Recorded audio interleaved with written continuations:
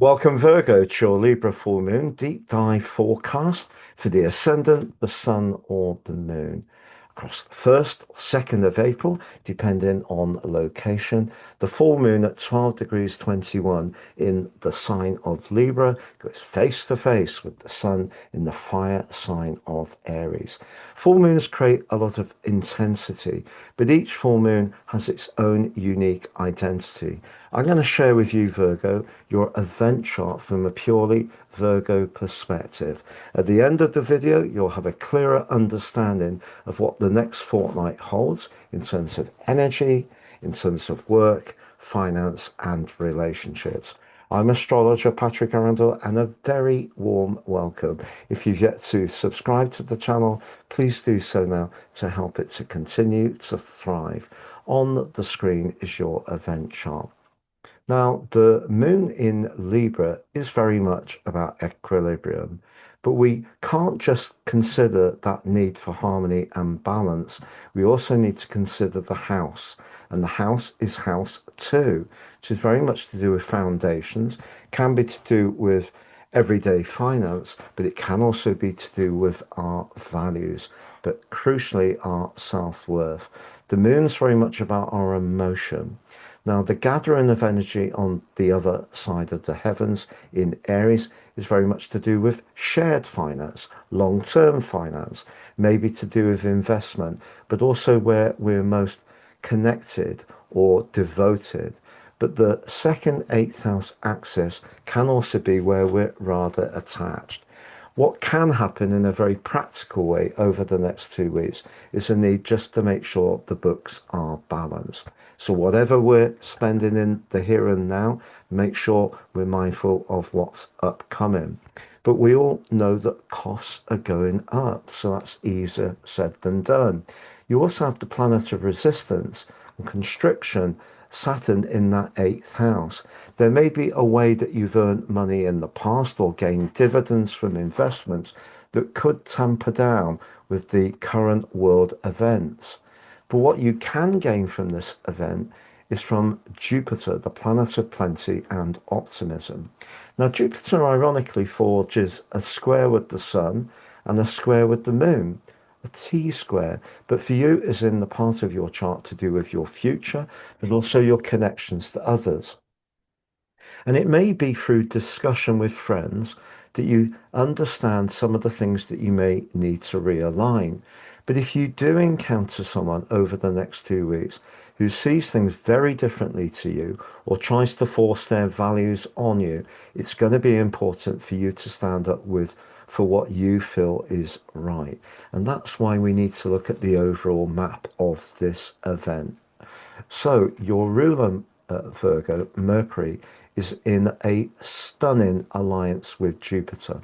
So even if you do need to discuss something, obviously the moon in Libra, very much about the conversation, the chances are through diplomacy, but also skilled listening, but also a sense of positivity, there can be a better outcome than you might imagine. Also, Mars in that seventh house is giving you the confidence to set your boundaries and keep them firm where needed, but forges a wonderful link to Uranus right at the top of your chart in the open-minded ninth house. So you may find that you can forge a collaboration over the next 2 weeks, which actually is very good for you from a financial or contractual viewpoint. Also, Venus, the planet very much to do with relating, but also money, is now in the other sign that's ruled by Venus, which of course Libra is too. And that's in the part of your chart like Uranus, which is urging you to be open-minded. But you know, sometimes in life we do have to speculate to accumulate. And Pluto, in a part of your chart to do with your routines, is asking you to revise some approaches that you've had for a very long time, things that may have worked very well for you, maybe even around your work. And that link between Pluto and Saturn is not an easy sextile, but it is one you can gain from if you're not too rigid in your approach. So therefore, having Venus and Uranus in very enterprising parts of your chart and Jupiter linking fabulously well to your ruler suggests that this particular full moon can hold more value than it can challenge, but that doesn't mean to say it will be perfect. Another thing that could happen is that you could find yourself with a mesmeric connection to someone you really fancy, but they actually have a completely different set of values, and that may be challenging too.